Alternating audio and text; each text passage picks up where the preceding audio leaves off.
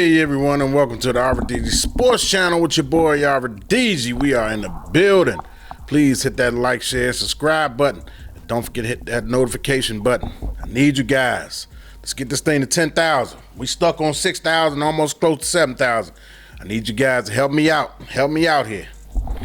Anyway, how about that W, baby? How about the W, baby? The Washington Commanders pulled it off. They pulled it off. Well, should I say, Austin Seibert pulled it off. 7 for 7. This guy, look, we started off the season. We in the preseason, right? Couldn't find a field goal kicker. We in the first game of the regular season against Tampa Bay. Field goal kicker missed 2 of them. Just abysmal, the first game. We signed this guy out of nowhere. This guy came in here and made 7 for 7. And they was all pressure field goals. It was nothing easy. Even though they was close, it was nothing easy about those field goals. They was all pressure cookers, to say the least. And he came in clutch time and made the game winner.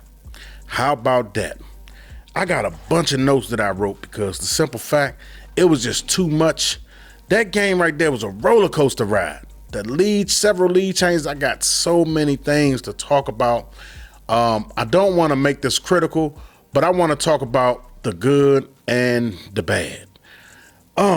It's in no order. I was just jotting down notes as it was going on. First off, the bubble screens has to go. Terry McLaurin is more than a bubble screen wide receiver. Got to get that out of your playbook for Terry McLaurin. It's not going to work. He's the featured wide receiver in your offense. They are keying on him. So whenever he sits right there, it's obvious. That's why he always gets tackled. Alamine Zaccheaus, you see it works for Alamine Zaccheaus, and it worked for De'Ami Brown. Because those guys are not the featured wide receivers. Duh! Stop trying to force the ball with a bubble screen than Terry McLaurin. Terry McLaurin is more than that. He's more suitable above 10 yards. Come back. If you want to do him or go on a short route, look, throw some comebacks for him.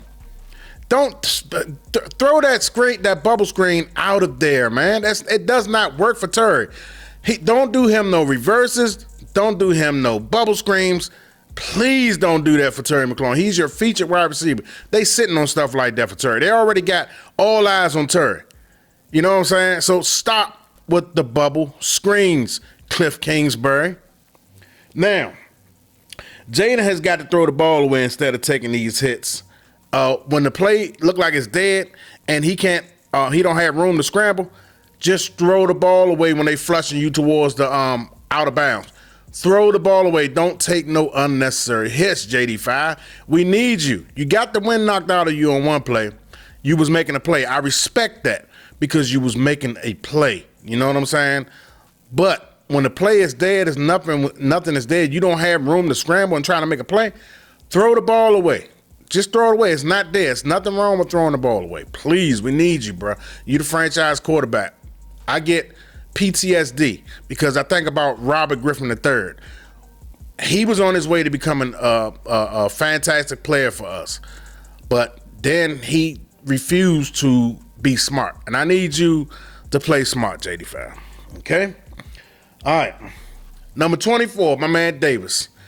Bruh, Malik Neighbors was having a field day. I'm glad they took you out because he got like 90-something yards off of you alone. He got you with the, when he caught it, he spent off to the left. Okay, I give you the first one. He's an elusive player. That was one of my favorite players at LSU and all of college football besides Jaden Daniels and Brian Thomas Jr., the other wide receiver for LSU. Those were my 3 best players in college. They just happened to play on the same team. I know what he's capable of. You took a bad angle the first time. Okay, I'll give you that. But the second time, bro, that one on you. That's definitely on you for not being aware. That's why they took you out of the game, because you had no business out there. The second time after he did that to you the second time, you had no business to remain out there on that football field. Your IQ, your football awareness is low. I see why the Chargers got rid of you.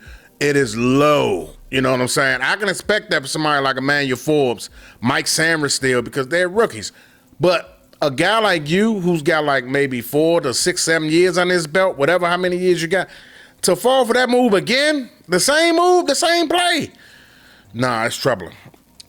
Moving on. Okay.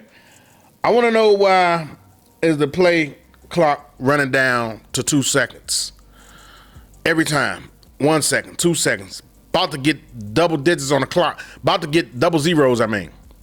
Why is the play clock consistently throughout like 90% of the play calls, the play clock was running down to 0?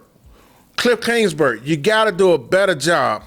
I know you're going deep into your playbook apparently, and you got the down and distance that you got to worry about, personnel package. I get all that.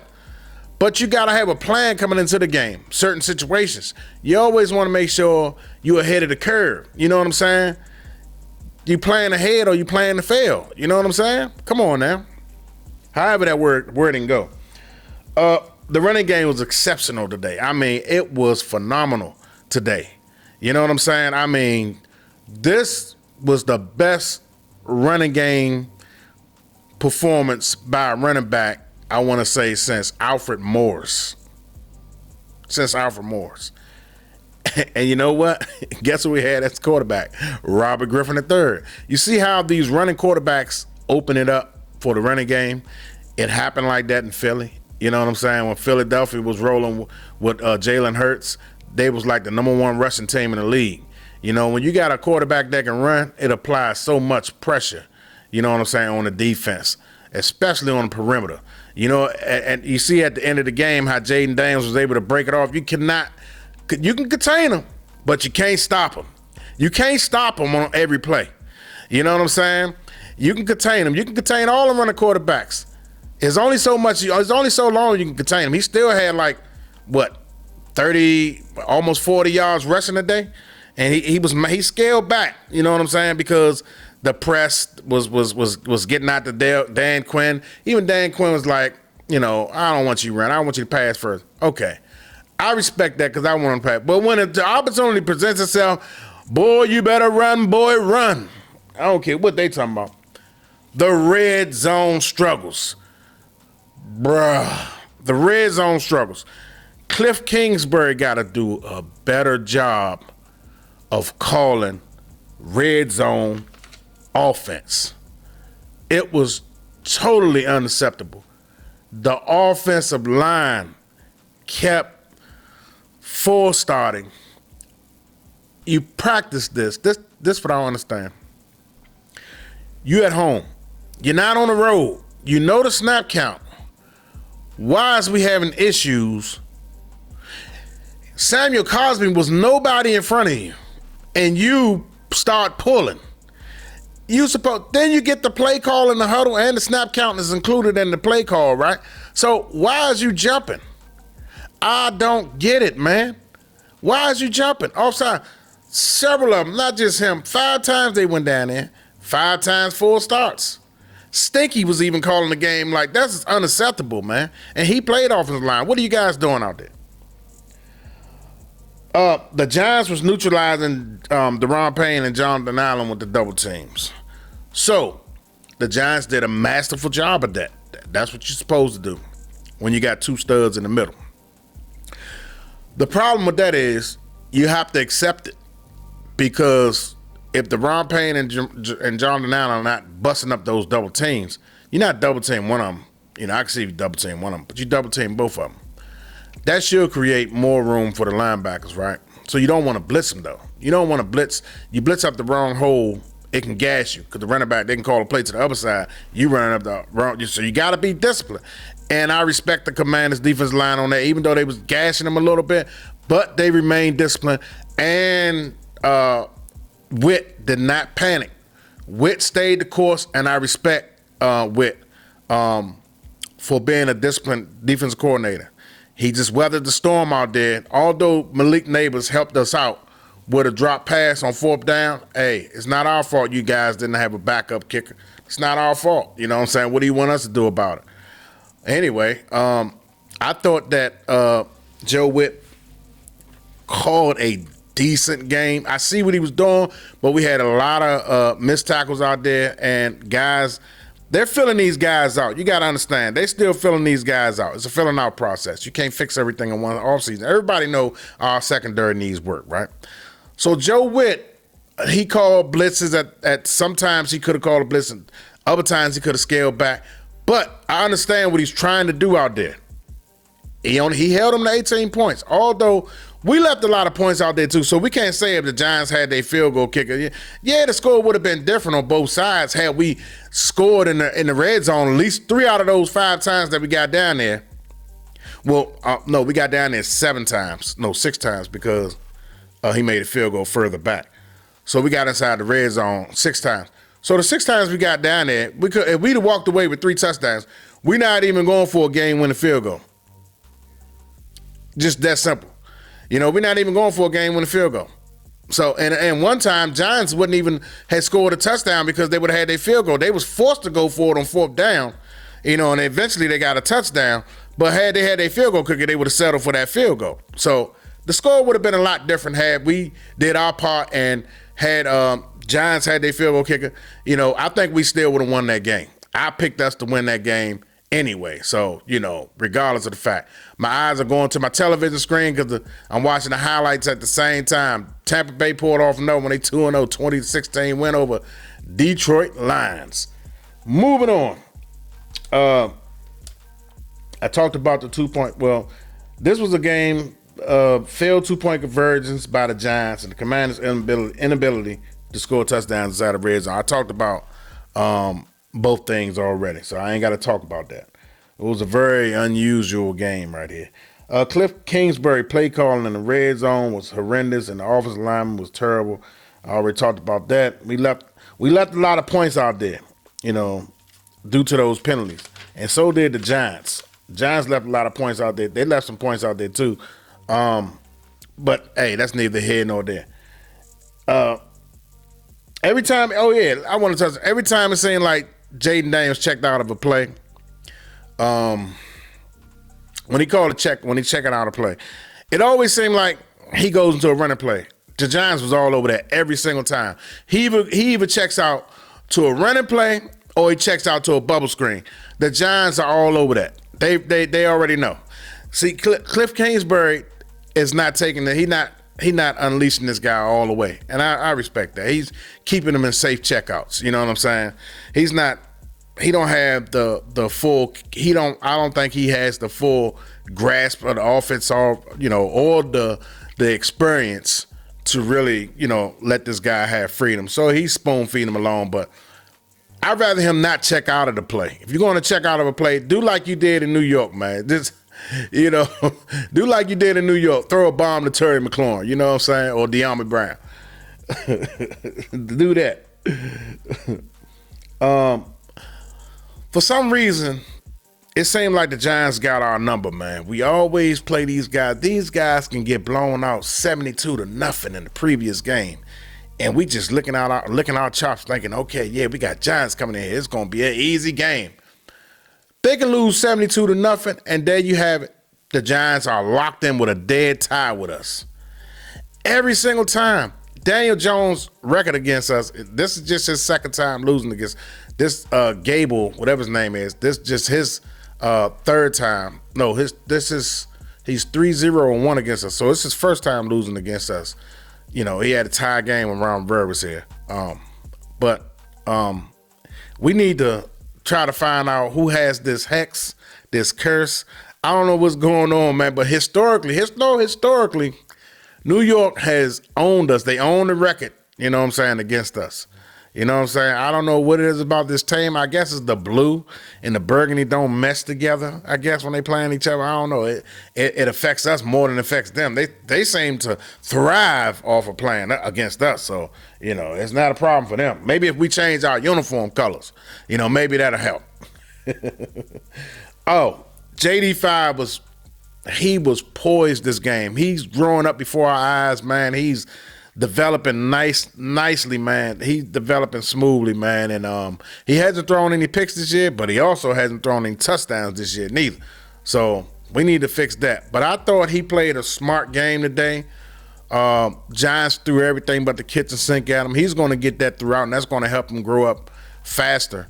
You know what I'm saying? He played against Tampa Bay. Tampa Bay threw, man, they did everything, man, to try to slow down his kid, man. And you know, they never rattled him. You know what I'm saying? The Giants never rattled him. He don't look rattled out there. He looks still under control, poised. You know what I'm saying? Has pocket presence. But what I need for him to do, I need for him to throw the ball away instead of taking necessary hits when the play is dead and when he doesn't have a running lane and they flushing him towards sideline. I need him to throw the ball away. Other than that, I thought he attacked when he needed to. He didn't put the ball in harm's way. Maybe that one time, I think he knew he was going to get hit. So I don't think he wanted to overthrow the ball to Zach Ertz. Zach Ertz made a phenomenal snatch from the guy. That was an interception, but he made a phenomenal snatch and wrestled it out of the guy's hands. If that play was challenged, that would have been an interception. Let's call a spade. But it wasn't, so yeah. Anyway, Jaden Daniels is going to be a superstar in this league. This guy threw for 200 and some odd yards. He put us in position to score each time. You know, and I don't want to knock on my man Sam Howell, but Sam Howell in that type of game right there would have been a couple of interceptions. It would have been about maybe 5 or 6 sacks that game if it was Sam Howell, maybe more. You know what I'm saying? So JD5, I think he got sacked maybe 5 or 6 times, but we didn't feel it like that. We didn't feel it like we felt the Sam Howell because he protected the ball and he didn't throw any. He didn't throw any turnovers, cause any turnovers. So I was real impressed. You know, he kept us in it. You know what I'm saying? He didn't take us out of it. So kudos to Jaden Daniels. He's only going to get better. Brian Robinson, the bruiser. You know, I said this guy's not a number one, and I still feel that way. He had a hell of a game, the best game of his career. I tip my hat off to Brian Robinson. Hell of a game. If he can continue consistently do this, he'll make me eat crow, and that's what I want to do. I want to eat some of that crow. You know what I'm saying? Because Brian Robinson was beastified out there today. Eckler was a beast out there today. Some tough, gritty runs out there when needed. And he had some spectacular catches, run after the catches. You know, he did his thing out there today. What's my man we got from Pittsburgh? Oh, man, I'm sorry, y'all. Number 85, I think it's number 85 or 86. The wide receiver with the dreadlocks. Y'all know what I'm talking about. I can't think of his name right now to come to me. But anyway, he had 3 catches for 56 yards. He did his thing today. He was clutch, you know, when we needed. You know what I'm saying? Terry McLaurin had a nice toe tap catch out there today. You know what I'm saying? Guys, and Zach Ertz, the old steady veteran, man, did his thing out there today, man. Everybody played their part. Luvu is a stud. And I'm going to tell you, St. Juice played a good game today, y'all. He played a good game. And in fact, I know I was talking crap about him last week, but when he was guarding Mike Evans, it wasn't like he was getting toasted out there. He was there, but he just didn't turn his head around. That's what I didn't like. That's the only thing he was in position to make plays. He just didn't turn his head around. So St. Juice played a good game, man. You know what I'm saying? I tip my hat off to St. Juice. You know what I'm saying? But overall, man, I'm glad we got the win. It wasn't beautiful, but it wasn't ugly. You know, we got a win is a win. It don't say how you win. It just reads the Commanders 1-1 right now. And we can look forward to better Sundays. You know what I'm saying? The offense they're gonna get it together. We just gotta be patient. If we could be patient, we'll be fine. And we're gonna rock with this team. They look competitive. They came out there and looked competitive today. And that's all us fans can ask for. You know, that Tampa Bay game, we should have been competitive that game, but you know, our defense, you know, let us down a little bit. But that's in the past. That's behind us. We're moving forward. We're moving forward, franchise, and that's what us fans need to do. Move forward week to week, baby. So with that being said, it's your boy Albert DG signing off. Peace.